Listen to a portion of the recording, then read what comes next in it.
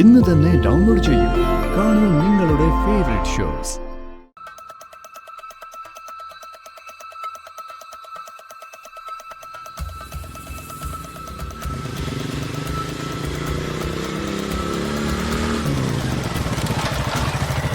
എടാ വിഷ്ണു, അച്ഛൻ.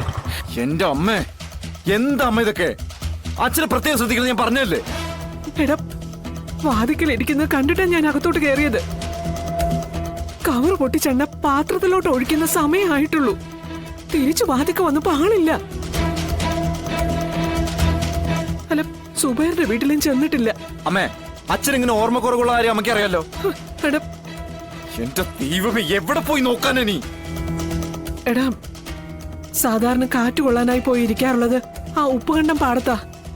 ഞാൻ അവിടെയും പോയി നോക്കി, അവിടെയും ചെന്നിട്ടില്ലെന്നാ പറഞ്ഞേ. അപ്പൊ പിന്നെ അച്ഛനത് എവിടെയാ പോയേ? എനിക്ക് വയ്യ. ഓരോ ദിവസവും ഓരോ പ്രശ്നങ്ങളാ.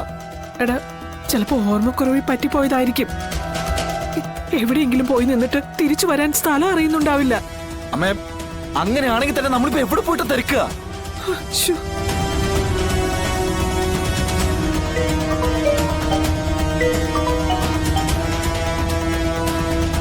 ആരെടാ? ശാലിനി, അച്ഛനെ കാണാനില്ല.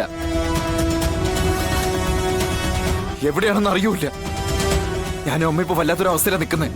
ഞാൻ അക്കാര്യം പറയാൻ തന്നെ വിളിച്ചത്. അച്ഛൻ നമ്മുടെ പഴയ വീട്ടിലുണ്ട്. എവിടെ? ശ്യാമയുടെ അടുത്ത്.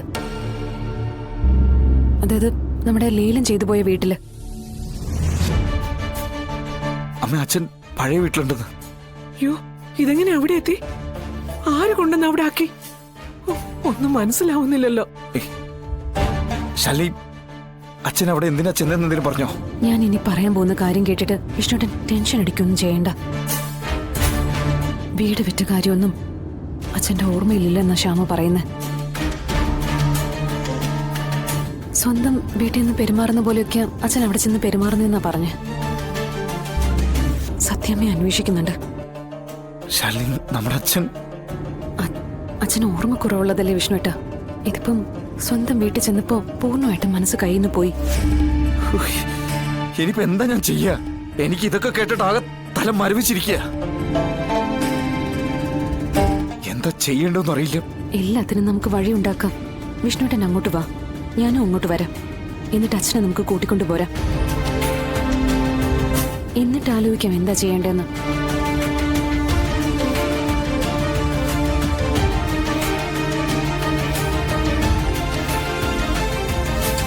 മോന് വേറെ കുഴപ്പമൊന്നുമില്ലല്ലോ? ആദ്യം ഞാൻ അവിടെ ഒന്ന് ചെല്ലട്ടെ, എന്നിട്ട് ഞാൻ അമ്മയെ വിളിക്കാം. അമ്മ പേടിക്കാതിരിക്കും, ഞാൻ പോയിട്ട് വരാം.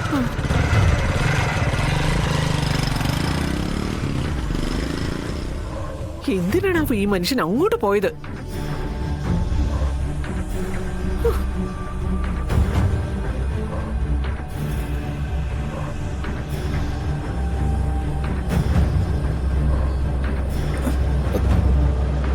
പറഞ്ഞാലും കേൾക്കത്തില്ല. എല്ലാം കരിയേറി കാട് പിടിച്ചിട്ട് ഇതൊന്നും അവർക്ക് കളയത്തുമില്ല.